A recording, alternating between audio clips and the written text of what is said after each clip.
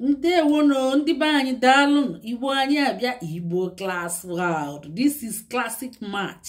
Ụmụ nwanyị biko bịa nso ndị niile difafuru n'ihu akwụkwọ anyị ya na WhatsApp group anyị bịa nso anyị nchọ ka anyị na unu karịa ụka maka ndị dị unu nya husband to be unu fa wetacha report ofu onye wetega abụọ atọ anọ ise nke isii ka m gụtata m wee sị mba na ihe a kaligo na mma abịazi ka ngwa unu okwu ọbara ulu ngagwaba unu okwu ofu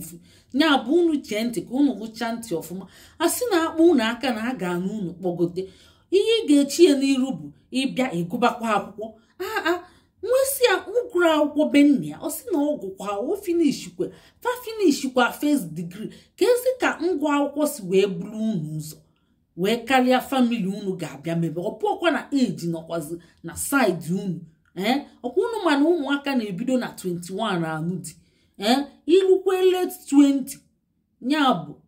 ọkwa agba ekpelichio nya eme ngwa ngwa emeghara ọdachi unu mee eme ke nke bụ ịdị na-enye di unu ọda na ịbịakwa gụba akwụkwọ ọ bụla ya bụ nwa ị ga-abịa mmụọ mee famili lugodi nnọọ housewife for 5 years ịlụcha anya iwee jezie gụba akwụkwọ ya bụ ọ bụrụ na ị na-achọ student visa chekwentị ka m gwa gị ọ bụrụ na akwụkwọ ka ị na-achọ ị ije chọọ student visa Australia ma Canada ịghọtago ọ bụ ka esi eme ije chọọ student visa Australia Canada UK ma ọ bụrụ na student visa na-agụ gị agụ biko ịkwụsịkwana ụdị ihe ahụ ọzọ ịmakwala since ụwa anyị bịa obodo oyibo bịa onwere nne onwere nna onwere nwanne nne onwere nwanne nna ọ bụ sọsọ gị na di gị ga na-eme ihe ịbịa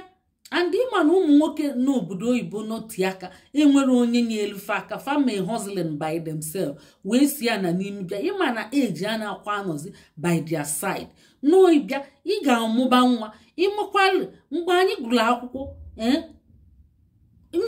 ihe echelide ọdụdụ nwa ka adị ebe 7 years tupu ịgụba akwụkwọ even mgbe anyị gụbara akwụkwọ ọdụdụ nwa anyị dị 7 years ka anyị balụ n'ụlọ akwụkwọ ahụ anyị fụrụ ọtụtụ ndị ịmara ichie na prọfesọ ịmara na ọ bụ nwa akwụkwọ ichie na lekchọra ịmara na ọ bụ nwa akwụkwọ ọ sịkwa na ọ bịakwa ime rol ị na-atụ onwe gị mbọ na n'ime klaasị anyị ma ndị oyi anyị niile ọ bụ m nwale Igbo onye kachasị pempe maka ụmụfe eluchego 18 19 20 20 something onwe ndị fa na ụmụfa na-agụkọzi ụmụfa na-agụ na that university fa na-agụkwa na university ahụ nke bụ na ụmụfa na-enyezili fa aka alụ homework ịmara ọ na-afịa anyị arụ anyị nwaka nwere obere ụmụaka maka na ịmakwa na childminder onwere nne onwere nna childminder ga-ana gị ego ị ga-agbado anya n'ezinụlọ gị mụọ ụmụ gị chekunete zụọ ụmụ gị fetonite ihere agbarapụ ya n'aka childminder ọ bụ ogodi nke ịgbarapụ ya n'aka childminder bụ ebe okwu dị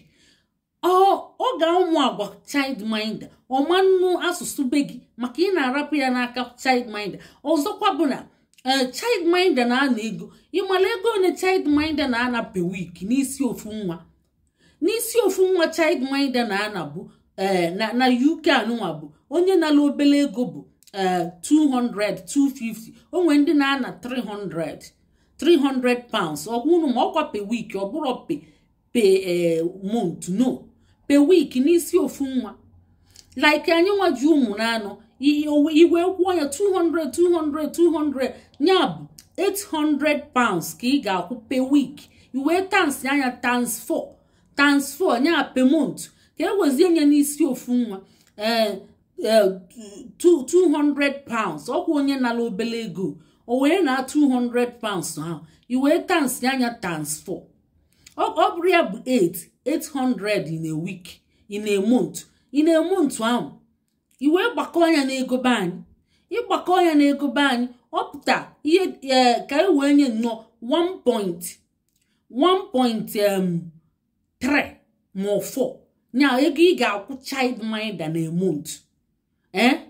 onwere onye na-ekukwu elu mmadụ nwa onwere nne onwere nna ọ bụ di gị na-eje ọrụ o nwere ike unu plan ya ọ nata ije obele ọrụ mana nyanwa ga na-ejekere ị ga na-abịagodi nnọọ lụba housewife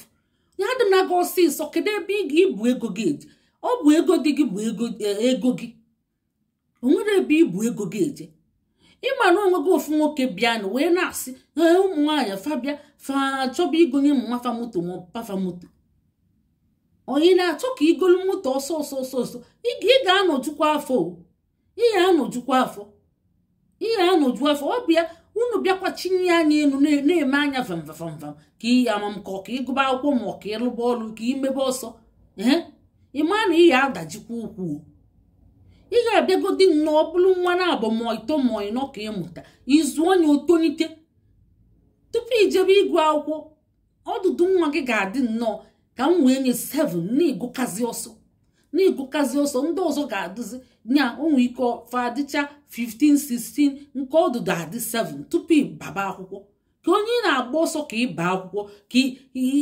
kedu ihe unu na-ekwuzi nke ke ihe unu na-ekwuzi nke and ọ bụrụ na ị nọziri 5 years tupu ịba akwụkwọ ọ bụ di gị ga-akwụ ụgwọ akwụkwọ ahụ ị ga-anọ nnọọ nwetacha ihe a na-enweta n'obodo wee baa akwụkwọ ndị obodo ewee kwụọlụ gị ụgwọ akwụkwọ nye gị student finance wee nete gị n'akwụkwọ ị na-agụ ịbịa ozugbo baa anya ọ bụ di gị ga-akwụ ụgwọ akwụkwọ kedu ebe o debele ego ọkwa tax ya gị ka international student ịma na for example ịchọọ ịgụ nursing local student nya home student na-akwụ 9,000 mana international student na-akwụ 20 and onwere ifefa ga-enye nya bụ like maintenance like ihe niile ma grant onwere ihe a ga-enye gị ọkwa ya ka m si ka m kọwatala unu ịchọọ ịkwanye nwoke mmadụ n'ọkụ mmụọ ibi ịgụ akwụkwọ kọmọn jee nọrọ ana jee mụba nwa chikunetebe zụba nwa gị kụzibelie ka o mebe ka gị iwenelie tinye n'akacha mind chacha iwegodoli etinye ikwujuo ụgwọ afọ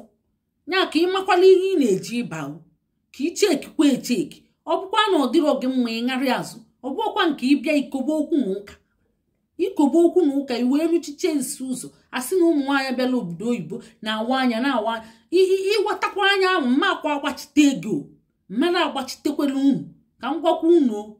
ọkwa ya ka m si ka m tụpụtala unu ka unu mee anya saa anya gbada ndewonu ka emesịa anyị ka ọ dị na mgbe ọzọ.